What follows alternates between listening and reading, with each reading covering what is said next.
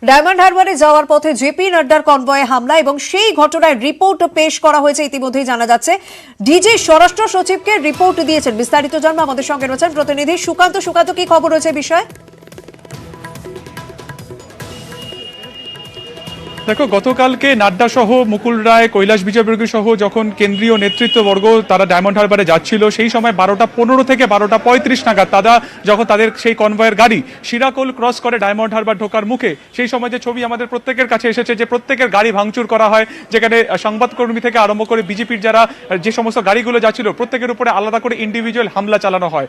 প্রথম থেকেই যে ইনফরমেশন ছিল যে সেখানে একটা অস্থায়ী শিবির তৈরি করা হয়েছে, নাড্ডার গাড়ি আটকানো হবে, কিন্তু তারপরেও একটা পুলিশের ভূমিকা নিয়ে অবশ্যই প্রশ্ন উঠছিল।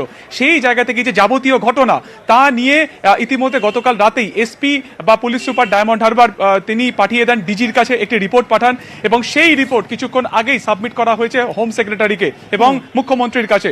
সেই রিপোর্ট অনুসারে যেটা বলা হয়েছে তোমাকে বলবো যে নাড্ডা যিনি জেড প্লাস নিরাপত্তা পান, সেই জায়গা থেকে তার যে অ্যারেঞ্জমেন্ট ছিল, পুলিশের অ্যারেঞ্জমেন্ট ছিল, যেটা অ্যাড্রেস করে মুখ্যমন্ত্রীকে অ্যাড্রেস করে ডিজিপি যেটা জানিয়েছেন যে বিপি কার ছিল, পাইলট কার ছিল, এর পাশাপাশি যেটা জানা যাচ্ছে যে সিআরপিএফ এর নিজস্ব সেখানে ফোর্স ছিল, এছাড়া রয়েছে যেটা সিআরপিএফ এর রয়েছে ভেহিকেল রয়েছে, এছাড়া সব থেকে ইম্পর্টেন্ট যেটা জেলা পুলিশের তরফে অ্যারেঞ্জমেন্ট করা হয়েছে, যেটা এসপির তরফে ডিজিকে দেওয়া হয়েছে, সেখানে বলা হয়েছে যে 4 জন অ্যাডিশনাল এসপিকে রাখা হয়েছে, 8 জন ডেপুটি এসপিকে সেখানে রাখা হয়েছিল, 8 জন ইন্সপেক্টরকে রাখা হয়েছিল, 30 জন অফিসারকে রাখা হয়েছিল, 40 জন র্যাফকে রাখা হয়েছিল, 145 জন কনস্টেবল এবং 350 জন সিভিক ভলেন্টিয়ারকে রাখা হয়েছিল। এবং গোটা ঘটনায় 3টে এফআইআর রয়েছে, একটি হচ্ছে উস্তি থানাতে, একটি হচ্ছে ফলতায় এবং একটি হচ্ছে দোস্তিপুর।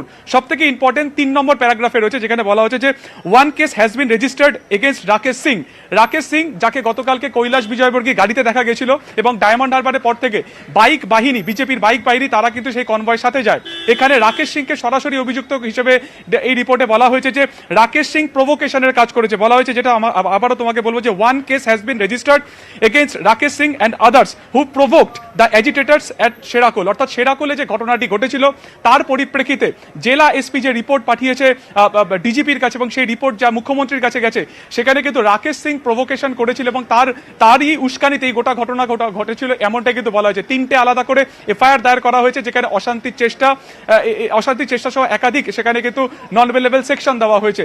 3টে এফআইআর। কালকে কি পুলিশ অ্যারেঞ্জমেন্ট ছিল, ঠিক কখন শেরাকলি ঘটনা ঘটে, সেই পরিপ্রেক্ষিতে জেলার পুলিশের কি প্রোটেকশন ছিল এবং রাজ্য পুলিশের তরফে জেপি নাড্ডাকে তার জেড প্লাস নিরাপত্তার ছাড়াও তাকে অ্যাডিশনাল কি সিকিউরিটি দেওয়া হয়েছিল, এই টোটাল ব্রিফ ইতিমধ্যে কিন্তু সাবমিট করা হয়েছে সেই রিপোর্ট মুখ্যমন্ত্রীর কাছে। এবং সেই রিপোর্ট তোমাকে আরো একবার বলে রাখবো, গতকালকে ঘটনার পরিপ্রেক্ষিতে শিরাকোলে যে ঘটনাটি ঘটে, সেই ঘটনার পরিপ্রেক্ষিতে গতকাল সন্ধ্যাবেলাতে 7টা নাগাদ অ্যাডিশনাল এসপিকে পাঠান, অর্থাৎ ভোলানাথ পান্ডেকে পাঠান।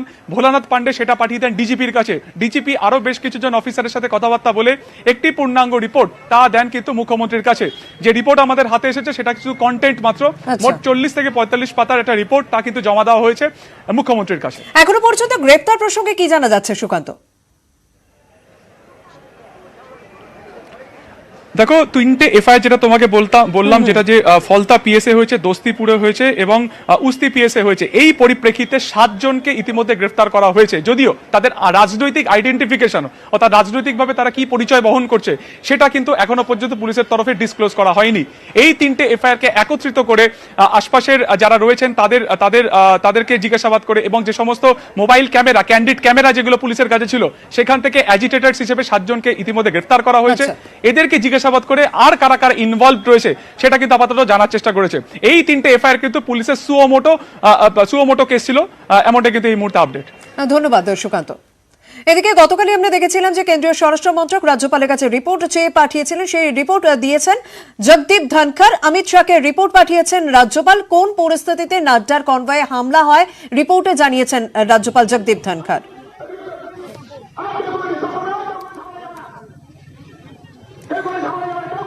অন্যদিকে নাড্ডার কনভয়ে হামলার ঘটনায় মুখ্য সচিব ও ডিজিকে দিল্লিতে তলব করা হয়েছে। রিপোর্টের পরেই কড়া পদক্ষেপ নেওয়া হয়। রাজ্যপাল যে রিপোর্ট দিয়েছেন তারপরেই এই কড়া পদক্ষেপ। 14 ডিসেম্বর দিল্লিতে মুখ্য সচিব এবং ডিজিকে তলব করেছে কেন্দ্রীয় স্বরাষ্ট্র মন্ত্রক।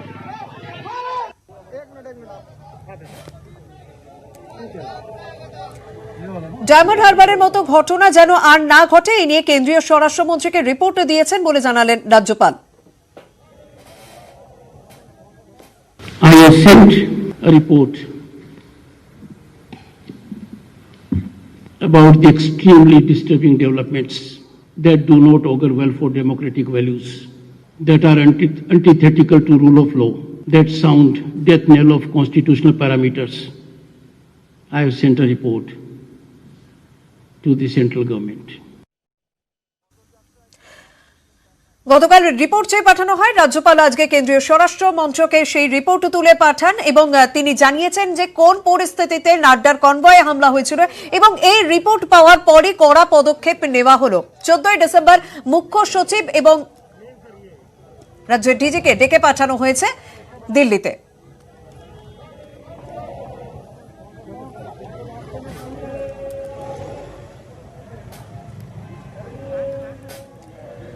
গতকালই আমরা দেখেছিলাম ডায়মন্ড হারবার যাওয়ার পথে প্রথমে শিরাকোল, তারপর ডায়মন্ড হারবারে ঢোকার আগে যেভাবে জেপি নাড্ডা বিজেপির সর্বভারতীয় সভাপতির কনভয়ে হামলা চালানো হয়, একের পর একটি গাড়ি ভাঙচুর করা হয়েছিল এবং কৈলাশ বিজয়বর্গীয় তার গাড়িতে যেমন ভাঙচুর করা হয়, তার নিরাপত্তারক্ষী এবং তিনিও আহত হয়েছিলেন বলে খবর পাওয়া যায়।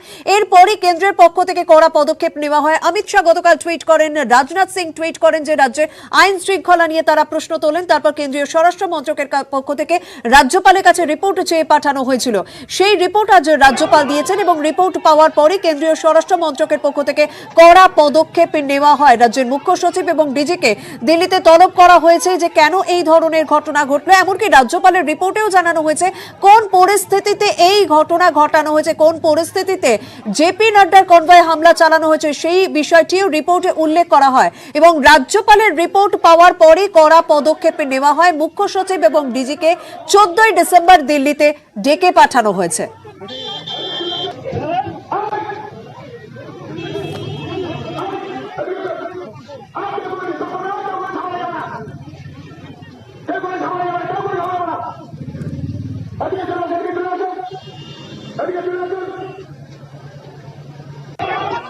जी की टीम करती है, पुलिस के अधिकारी करते हैं, पर हम ऐसा मानते हैं कि जनता हमको भी पहचानती है और उनको भी पहचानती है और इसलिए आने वाले विधानसभाओं में जो गलत होगा उनको जनता सबक देगी और हमें विश्वास है कि ममता जी को प्रदेश की जनता विधानसभा चुनाव में सबक देगी। लास्ट सवाल, आर्टिकल 356 में आप लोग कितने सहमत हो क्योंकि लॉ एंड ऑर्डर पर? देखिए, भारतीय जनता पार्टी के कार्यकर्ता की हैसियत से हम चाहते हैं कि यहाँ राष्ट्रपति शासन लगेगा जब ही यहाँ निष्पक्ष चुनाव हो सकते हैं, अदरवाइज नहीं हो सकते, क्योंकि ममता जी की पुलिस और ममता जी के प्रशासन के भरोसे में चुनाव कराएंगे तो चुनाव निष्पक्ष नहीं होंगे। तो पश्चिम बंगाल की जनता का भय दूर करना, निर्भीकों पर मत डाल सके ऐसा वातावरण बनाना, उसके लिए बहुत ज़रूरी है कि वर्तमान टीम को हटाकर एक फ्रेश लोगों को वहाँ पर बिठाएं और तब जाकर कहीं अलग अलग जगह पर लोगों का विश्वास अर्जित होगा। আমরা কৈলাশ বিজয়বর্গীয়র বক্তব্য শুনলাম এবং প্রত্যেকটা মুহূর্তেই তারা সমালোচনা করছেন এবং রাজ্যের আইন শৃঙ্খলা নিয়ে প্রশ্ন তুলছেন এবং কিছুক্ষণ আগেও আমরা যেভাবে শুনলাম যে মুকুল রায় তিনি সাংবাদিক বৈঠকে এই ঘটনা প্রসঙ্গে বললেন যে রাজ্যে আইন শৃঙ্খলা নেই এবং তিনি এও বলেছেন যদি বুলেট প্রুফ গাড়িতে বিজেপির সর্বভারতীয় সভাপতি জেপি নাড্ডা না যেতেন তাহলে প্রাণ সংশয় হতো। ডায়মন্ড হারবারের ঘটনায় রিপোর্ট পেশ, নাড্ডার কনভয়ে হামলার ঘটনায় রাজ্যের স্বরাষ্ট্র সচিবকে রিপোর্ট দিয়েছেন ডিজি। ইতিমধ্যে এই ঘটনায় কড়া পদক্ষেপ নেওয়া হয়েছে। জেপি নাড্ডার কনভয়ে হামলার অভিযোগে 7 জনকে গ্রেপ্তার করেছে পুলিশ। নাড্ডার গাড়ি ভাঙচুরে পৃথক 2টি মামলাও দায়ের করা হয়েছে। উস্তি এবং কোতা থানায় অভিযোগ দায়ের করা হয়েছে সরকারি সম্পত্তি ভাঙচুর এবং সরকারি কাজে বাধা দেওয়ার অভিযোগ উঠছে। যেখানে রাজ্যের আইন শৃঙ্খলা নিয়ে বিজেপির পক্ষ থেকে প্রশ্ন তোলা হচ্ছে তখনই তৃণমূলের প্রতিক্রিয়া যে যথেষ্ট নিরাপত্তা ছিল জেপি নাড্ডার কনভয়ে এবং বুলেট প্রুফ গাড়ি দেওয়া হয়েছিল, রাজ্যের আইন শৃঙ্খলা পরিস্থিতি সঠিক ছিল বলে তৃণমূলের প্রতিক্রিয়া। যদিও বিজেপির পক্ষ থেকে বারবার সমালোচনা করা হচ্ছে গতকাল যেভাবে জেপি নাড্ডার কনভয়ে হামলা চালানো হয় সেই কনভয়ে আমরা দেখলাম যেভাবে হামলা চালানো হয়েছে, বিজেপির পক্ষ থেকে রাজ্যের আইন শৃঙ্খলা নিয়ে প্রশ্ন উঠল। বিজেপির সর্বভারতীয় সভাপতি জেপি নাড্ডা এবং কৈলাশ বিজয়বর্গীয়কে ফোন করলেন প্রধানমন্ত্রী নরেন্দ্র মোদী। নাড্ডার কনভয়ে হামলার পর ফোন করা হয় এবং সূত্রে খবর তিনি জানতে চেয়েছেন, ঘটনা বিস্তারিত তথ্য জানতে চেয়েছেন এবং নাড্ডা ও কৈলাশের সঙ্গে বৈঠকের সম্ভাবনাও রয়েছে।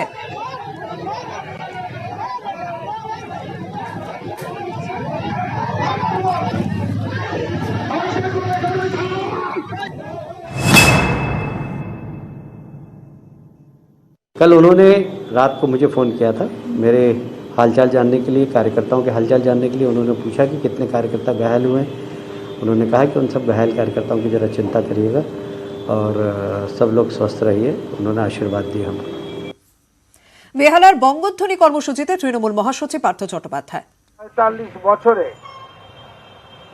ঊর্ধ্বগামী, সেখানে আমাদের রাজ্যে বেকার সমস্যার সমাধান হয়েছে কিছুটা, এবং জাতীয় গড়ের থেকেও নিচে আমরা নতুন করে কর্মসংস্থান সৃষ্টি করতে পেরেছি। 15% কারখানার বৃদ্ধি হয়েছে এবং সবচেয়ে বেশি কৃষক বন্ধু, তপশিলি বন্ধু প্রভৃতি এই সমস্ত প্রকল্পের মধ্য দিয়ে কৃষক সমাজ, ছাত্র যুবদের বিভিন্ন ধরনের বৃত্তি দিয়ে, কর্মসংস্থানের সুযোগ দিয়ে, কারিগরি শিক্ষা দিয়ে আমরা এগিয়ে চলেছি। তারই একটা সচিত্র এবং লিখিত রিপোর্ট জনগণের হাতে, বেহালার প্রত্যেকটি নাগরিকের কাছে আমরা মমতা বন্দ্যোপাধ্যায়ের নেতৃত্বের এই সাফল্যের খতিয়ান পৌঁছে দেব। আজকে এই সাংবাদিক সম্মেলনে আপনি দেখছেন যে আমরা সবাই এখানে উপস্থিত আছি।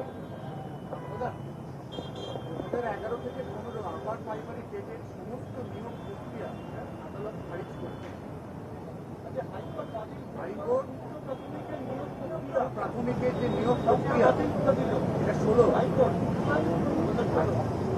11 থেকে 15 টেটের যে নিয়োগ সেটাও খারিজ করেছে, বাতিল করেছে। মানে আপার প্রাইমারি যে নিয়োগ প্রক্রিয়া যেটা হচ্ছিল সেটা সংবিধানে ছিল, সেটা খুব খারিজ আপারের নিয়োগ প্রক্রিয়া শুরু করতে হবে, অর্থাৎ ইন্টারভিউ এবং প্যানেল আবার নতুন করে চেক করতে হবে। আজকের আইডিয়াটি বিচারপতি মৌসুমী বলেন, আমি না দেখে তো বলতে পারবো না, আমি একটা অন্য প্রোগ্রামে আছি। এটা বিভাগীয় একটি বিচারাধীন বিষয়। সমস্ত দেখে যারা নিয়োগ করেন সেই সমস্ত তাদেরকে কথা বলে বলবো।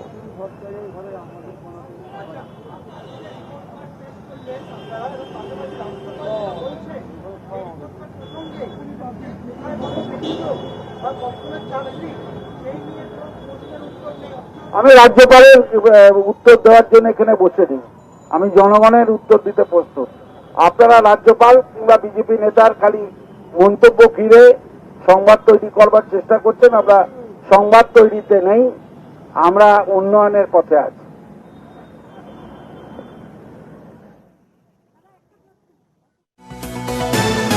প্রাক্তন মুখ্যমন্ত্রীর শারীরিক অবস্থার খোঁজ নেব। বুদ্ধবাবুর শারীরিক অবস্থার কিছুটা হলেও উন্নতি হয়েছে, বিস্তারিত জানবো। আমাদের সঙ্গে রয়েছেন প্রতিনিধি অভিজিৎ চন্দ। অভিজিৎ, কি খবর রয়েছে?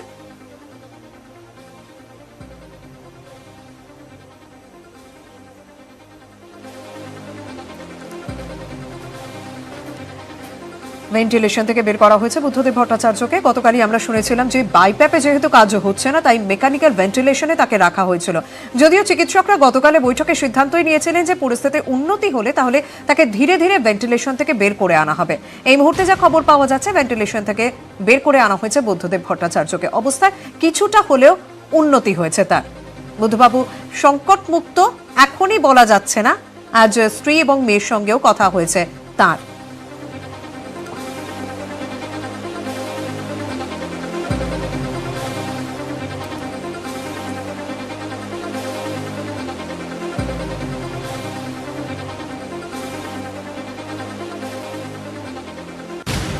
কথা বলবো প্রতিনিধি অভিজিৎ চন্দ্রের সঙ্গে। অভিজিৎ, শারীরিক অবস্থা কিরকম রয়েছে প্রাক্তন মুখ্যমন্ত্রীর? শর্মিষ্ঠা, প্রাক্তন মুখ্যমন্ত্রীর শারীরিক অবস্থার অনেকটাই উন্নতি হয়েছে এবং বলা যেতে পারে অভূতপূর্ব উন্নতি। গত বুধবার দিন তাকে ভর্তি করানোর পর যেভাবে তাকে ভেন্টিলেশনে দিতে হয়েছিল, সেই ভেন্টিলেশন থেকে আজকে তাকে বার করা হয়েছে। বেলা 11:30 নাগাদ তাকে ভেন্টিলেশন থেকে বার করা হয়েছে। মেকানিক্যাল ভেন্টিলেশন থেকে বার করে তাকে এখন নন ইনভেসিভ ভেন্টিলেশনে দেওয়া হয়েছে এবং তার বলা যেতে পারে ক্লিনিক্যাল দিক থেকে তার অনেকটাই উন্নতি হয়েছে।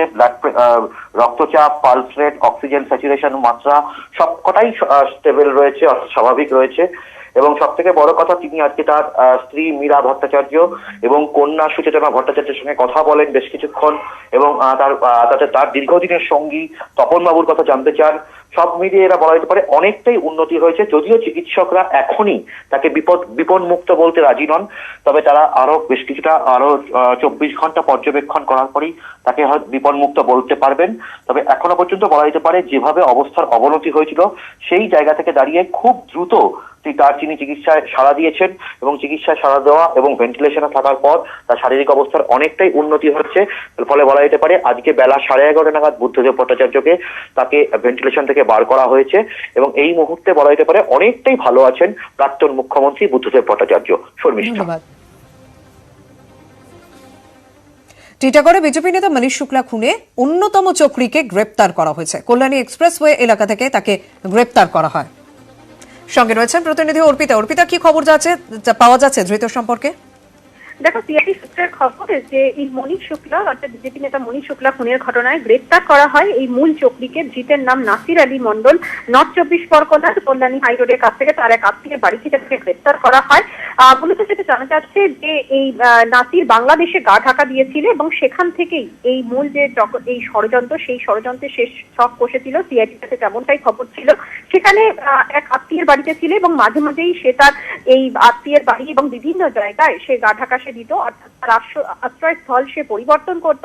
কিন্তু টাকার টানে শেষ পর্যন্ত সে চলে আসে বাংলাদেশ থেকে এদেশে, এবং এখানে কল্যাণী এক্সপ্রেসের কাছে তার এক নিকট আত্মীয়ের বাড়িতে সে আশ্রয় নেয়, এবং একাধিকবার এর আগেও সিম সে বদল করেছে, অর্থাৎ ফোনের সিম কার্ড সে বদল করতে বলে সিআইডি সূত্র থেকে খবর। অনেকদিন ধরেই সিআইডি নাসিরের উপরে নজর রাখছিল, এবং পুরনো একাধিক মামলা রয়েছে, যেরকম ডাকাতির মামলা রয়েছে, এনডিপিএস অ্যাক্টের মামলা রয়েছে, এবং শেষ পর্যন্ত মোবাইলের ট্র্যাক লোকেশন এবং সোর্স ইনফরমেশন গতকাল রাত্রেবেলায় সেই আত্মীয়ের বাড়ি থেকেই সিআইডি তাকে গ্রেপ্তার করে। এবং নাসিরের ভাই বাটুল, সেও তার বিভিন্ন অসামাজিক কাজে সাউথ 24 পরগনার একাধিক থানায় তার বিরুদ্ধে অভিযোগ রয়েছে। এই নাসিরকে সিআইডি হেফাজতে নিতে চাইছে এবং তাকে একটা আদালতে পেশ করা হয়েছে। সিআইডি তাকে হেফাজতে নিয়ে ধৃতের কাছ থেকে জানার চেষ্টা করবে যে বাংলাদেশ থেকে সে কিভাবে অপারেট করেছিল, এবং গোটা যে ঘটনায় সেই ঘটনায় কাদের কি ভূমিকা ছিল, তার মধ্যে নাসিরের কিভাবে এই ষড়যন্ত্র যোগসূত্র ছিল সেই বিষয়ে জিজ্ঞাসাবাদ করা হবে। ধন্যবাদ। মুসার পর এই প্রথম আইএস এর সঙ্গে সরাসরি যোগ রাখা এক জঙ্গিকে এবার এসটিএফ এর জালে। বীরভূমের পাইকর থানা এলাকা থেকে জেএমবি জঙ্গি সন্দেহে নাজিবুল্লাহ নামে এক জঙ্গিকে গ্রেপ্তার করে এসটিএফ। ধৃতের কাছ থেকে জেএমবি সংক্রান্ত তথ্য উদ্ধার হয়েছে। পাওয়া গেছে পাসপোর্ট, টাকা, মোবাইল, ল্যাপটপ। জানা গিয়েছে আইএস এর ফান্ড জোগাড় এবং জঙ্গি নিয়োগের দায়িত্ব ছিল এই জঙ্গির। 2018 বুদ্ধগয়া বিস্ফোরণের অন্যতম চক্রী এই নাজিবুল্লাহ। সোশ্যাল সাইটে সাকিব আলী নামে উস্কানিমূলক পোস্ট করত সে। নিজস্ব প্রিন্টিং প্রেস থেকে চরমপন্থী ভাবধারার সমর্থনে বই প্রকাশ করত এই জঙ্গি নাজিবুল্লাহ। খাগড়াগড় কাণ্ডে একাধিক সদস্যের সঙ্গে যোগ ছিল তার। খাগড়াগড় কাণ্ডে এনআইএ নোটিসে হাজিরা দেয় নাজিবুল্লাহ। সেই থেকে কলকাতা পুলিশের নজরে ছিল সে। তারপর থেকে গত 1 মাস ধরে তার গতিবিধির ওপর নজর রাখতে থাকে এসটিএফ।